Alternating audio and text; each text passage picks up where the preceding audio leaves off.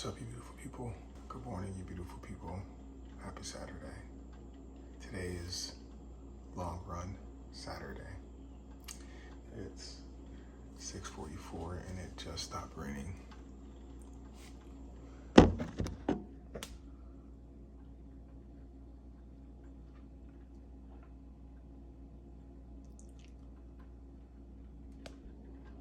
So, I'm not sure if this is the last rain of the day, but we're going to take opportunity and get to running. So, we're trying to run as far as we can in the rain or without the rain. And then if it rains, then let's just hope it's light showers. It's 14 miles on the clock. Today is our 100-mile review of the Rebel V4 from New Balance. FuelCell Rebel V4 from New Balance. Mouthful, right? But 100 miles today after our 14-mile run. And then we start testing our Mach 6 from Hoka next. I can't wait to do the comparison between those two. We ran out of coffee, so no coffee right now. I'm just gonna have a bagel.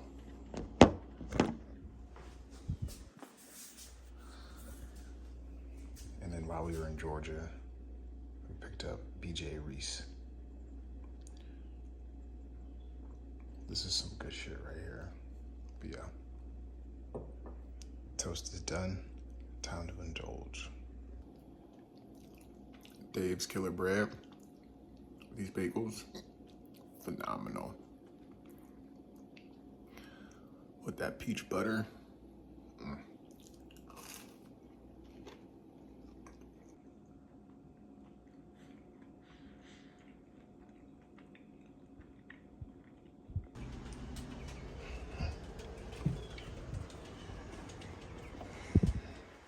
100-mile review in these babies today. Hey. We daily train in these for a good 2 weeks, 2.5 weeks.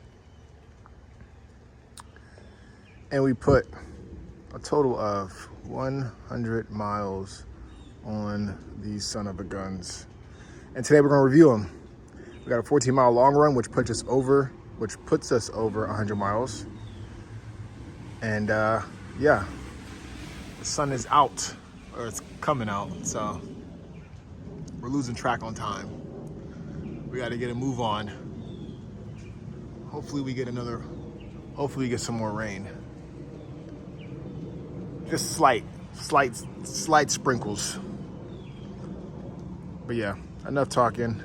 About to lace these babies up and get this run done. Let's go.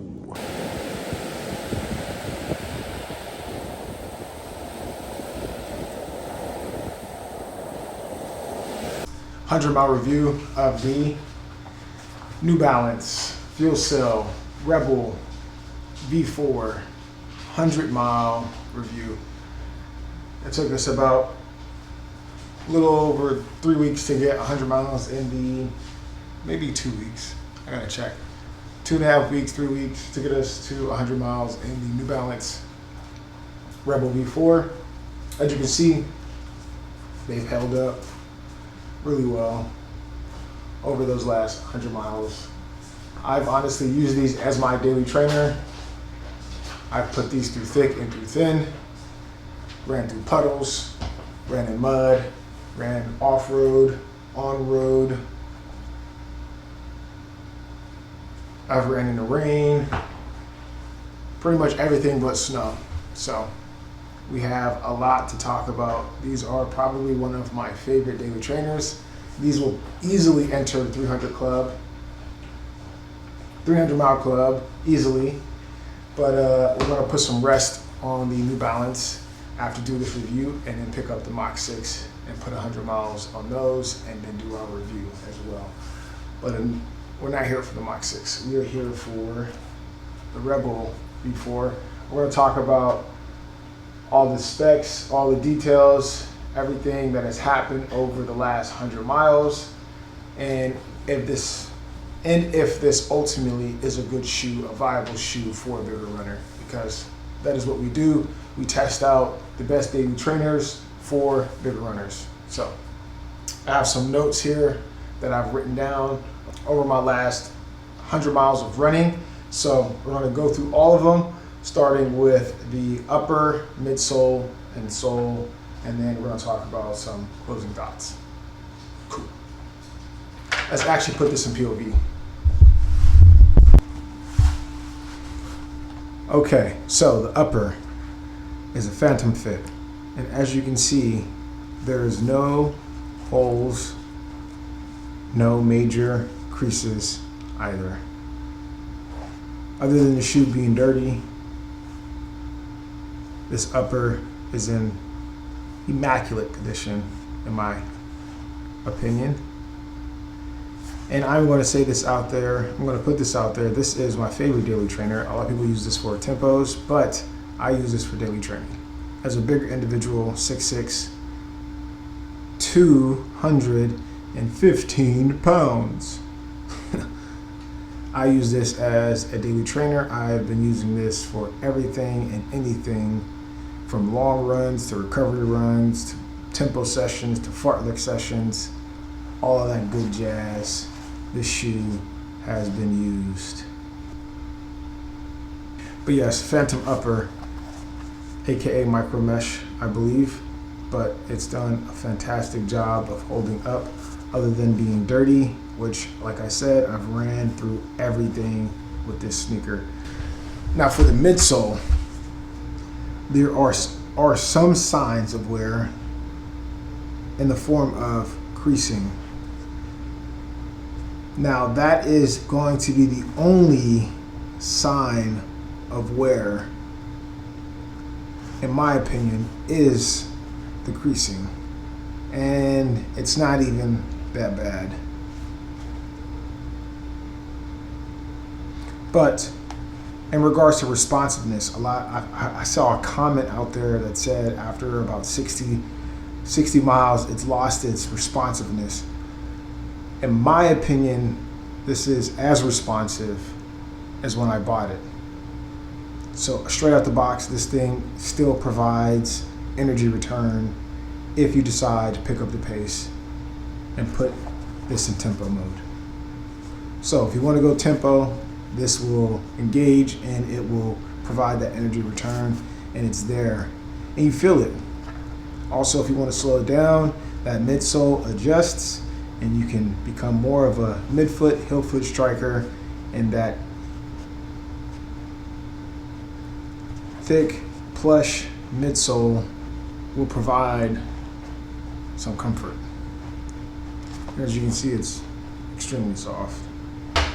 But yes, still snappy, still responsive. After 100 miles, this thing feels like it could get me to 300 easily. And this is why I plan on making the Rebel V4 a part of the 300 Club. 300 Club. Depending on the type of runner you are, heel striker, forefoot striker, or what is it? Midfoot, forefoot, midfoot, or forefoot striker, you will see some signs of wear. But for me, I see minimal signs of wear other than slight deterioration where tread has not been applied.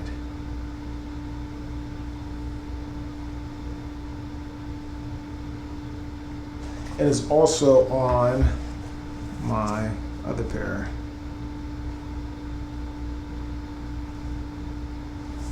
And this is something I saw after 20 miles, 30 miles, and it hasn't gotten worse, but it's there. Aside from that, nothing else seems to have deteriorated over 100 miles. Not even the tread. Now, depending on what kind of forefoot striker you are, what kind of runner you are, and what kind of gait or strike you have, whatever the word is, you know what I'm saying. However you land, you may see more wear. Overall, the New Balance is still a great shoe because it's durable, it still is responsive, it held up extremely well over 100 miles. This thing is versatile, in my opinion, as I've used this as a bigger runner for all of my runs over the last 100 miles, from recovery runs to fartlek runs to tempo runs to long runs. I put this through the ringer. I've ran in everything but snow, and I'm still finding joy every time I put this shoe on. That is just my story as a bigger runner. It may be different for individuals out there, but I will highly encourage you to try them on first, because as soon as I tried these on, it had that it factor. It had that feeling similar to the Mach 6, where I knew I was going to have fun in this shoe. Also, the Saucony Endorphin Pro 3 is just like that as well.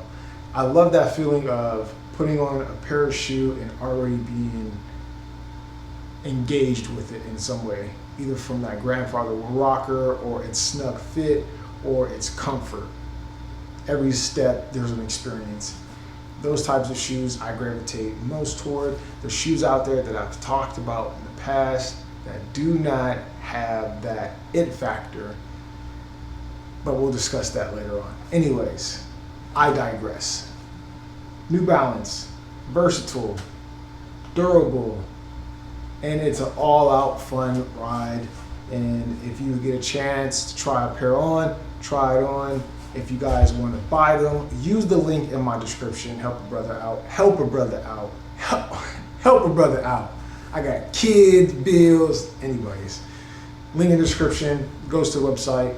If you guys have any questions, let me know. I'll talk to y'all soon.